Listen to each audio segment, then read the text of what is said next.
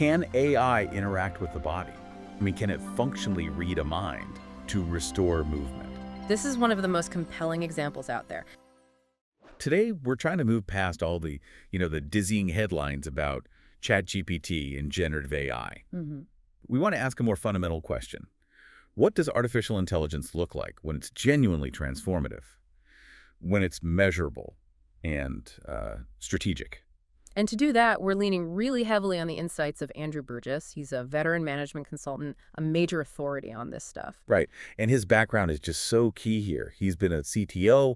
He advises institutions like Loughborough and Imperial College. Exactly. That mix of deep technical knowledge and C-suite strategy is what you need. He's worked with everyone from the Natural History Museum to Parkinson's UK. Which gives him this perfect perspective. It does. His work provides a strategic framework, a kind of roadmap, that answers the critical how. How do you actually use AI for good?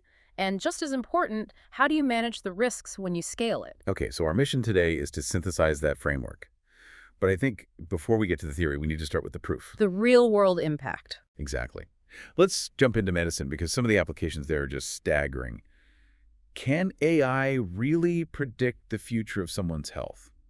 Is that still sci-fi? No, it's happening right now. A great example is the research being applied to degenerative conditions like Parkinson's disease. Okay, so that's a neurological condition, no cure. Right. And the big challenge for treatment is that its progression, how fast symptoms like tremors develop, it varies wildly from person to person. So you have thousands of patients, all with the same diagnosis, but they're all on a completely different journey. A different trajectory, which makes developing a standard treatment or even running a drug trial incredibly difficult. It's a huge personalization problem. Almost impossible for a human to solve alone. And this is where a core AI capability, something called clustering, comes in. And what is that exactly? It's an unsupervised learning technique. So we don't tell the AI what to look for.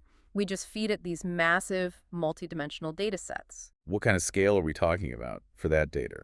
We're talking data from thousands of patients, measured over years, with at least 150 different features.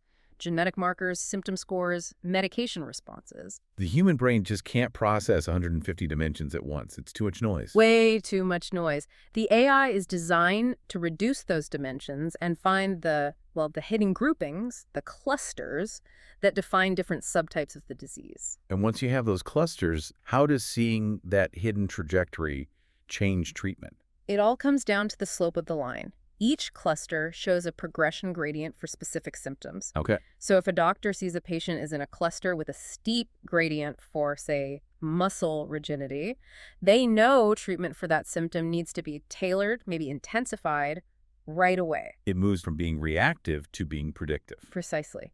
And for drug companies, it accelerates everything. Instead of a 5-year trial, they can pick patients from the cluster that's predicted to progress the fastest in the symptom their drug targets. They get results in a fraction of the time. A fraction, moving potential cures to market so much faster. That's just immense.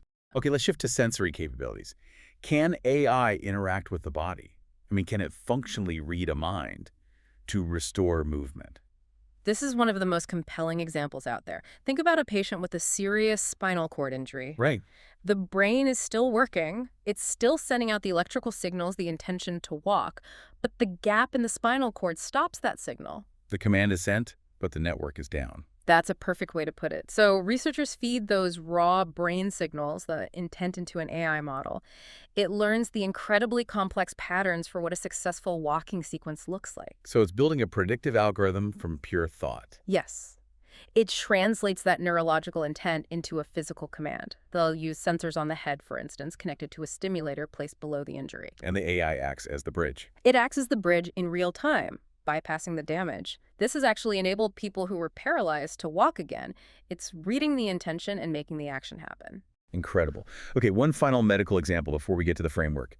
Can AI see things that are invisible to the human eye? I'm thinking about medical imaging. Yeah, and this brings us to another foundational AI capability, image recognition. You train a system on vast amounts of visual data, thousands, even millions of labeled images. So Healthy lung versus tumor present. Exactly. The AI learns the subtle differences, the tiny visual signatures of abnormalities that a human radiologist might miss, especially under pressure. So it can provide an earlier warning. A much earlier warning, and with greater consistency. It's not just about big tumors, it's about spotting those micro patterns in brain scans for things like Parkinson's, giving patients a crucial lead time. That context is so important. So we've moved from diagnosis to prediction and even restoration. Let's now transition to the strategic part of this, to Andrew Burgess's framework in the Executive Guide to Artificial Intelligence. Right, the whole point of his guide is to give leaders a pragmatic, hype-free structure. Cutting through the noise from vendors. Yes, it bridges that gap between the jargon and an actual, actionable business strategy. And this framework has evolved, hasn't it? It reflects the acceleration we've all seen. It really has. The original 2017 edition had 8 core capabilities. The new 2024 edition expands that to 9. And that one addition is generative AI. That one edition forced a complete rethink. It shifted the book's entire focus from just identifying AI to actively cutting through the hype. It's a whole new world. Okay, let's break down these 9 capabilities. Burgess puts them into 3 clusters based on their cognitive purpose. He does. It makes it easier for decision makers. The first is Cluster A data interpretation. And its purpose is basically just to understand what is happening. What is happening? That's it. It's about sensing and making sense of raw data. Which includes the ones we just talked about. Exactly. Capability 1 is image recognition. 2 is speech recognition, turning spoken words into structured data for, say, call center analytics. 3 is advanced search. And the 4th one takes us back to our Parkinson's example. Clustering. That same unsupervised learning that finds hidden patterns. In business, you'd use it for market segmentation or finding weird transactions in your financial data. Okay, so that's cluster A. Cluster B then moves into deeper analysis. Right. This is decision intelligence. We shift from what is happening to why is it happening and what should we do? This is where prediction lives. Prediction and optimization. So number 5 is natural language understanding, or NLU. This isn't just recognizing words. It's interpreting meaning, context, intent. So you could analyze thousands of legal contracts for risk, not just do sentiment analysis on tweets. Precisely. 6 is optimization algorithms that find the most efficient course of action under constraints. Think supply chain logistics.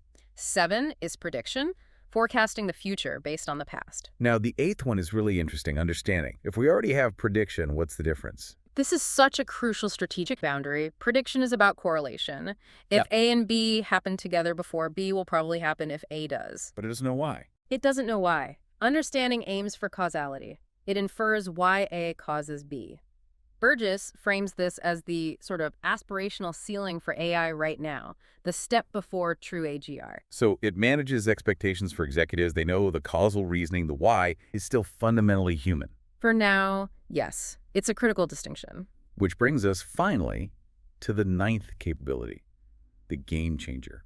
Cluster C, knowledge generation. And this is, of course, generative AI. The first 8 capabilities all analyze or predict based on existing data. But this one creates. This one synthesizes and creates novel output, new text, images, code, simulations. It's a massive strategic shift from analyzing the business to actually creating new assets for the business. Okay, that framework is incredibly clear. But let's bring it back to value. How do executives actually translate these 9 capabilities into, bottom line impact? Well, a lot of the value comes from synergy. Take process optimization. AI works incredibly well with technologies like robotic process automation, RPA. In traditional RPA is pretty simple, right? It's just repeating structured tasks. It is. It's deterministic. But when you add AI-specific capabilities like image recognition and NLU, that RPA bot becomes cognitively augmented. What does that mean in practice? It means it can now read an unstructured invoice, a non-standard form, figure out what the important data is, and then let the RPA backbone execute the transaction. So AI becomes the brain, RPA is the muscle? A perfect analogy. It's a huge multiplier. And beyond process, you have cognitive augmentation for the executives themselves. These systems can run thousands of simulations, assess risks at a scale that's just beyond human capacity. Do you have any hard data on that? Sure. There's a defense contractor that used predictive models to improve compliance with complex export rules. reduced their risk exposure massively. And a medical center, Beth Israel Deaconess, used machine learning to optimize their operating room scheduling. And the result? They freed up a reported 30% of their capacity. That directly translates to more patients treated and more revenue. So we have value, but with generative AI, the risk profile changes.